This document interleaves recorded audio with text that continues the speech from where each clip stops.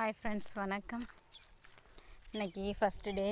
தம்பி வேனுக்கு போயிருக்கான், ஸ்கூல் போயிருக்கான். போய் வேன் கூப்பிட்டு வரலான்னு சொல்லிட்டு நான் கிளம்பி போயிட்டுருக்கேன். பாருங்கள், ஒரு கொஞ்சம் தூரம் தான், நடந்து போய் கூப்பிட்டு வர தூரம் தான். வண்டி கூட எடுத்துகிட்டு போவேன், ஆனால் இப்போ நடந்து தான் போகிறோம்.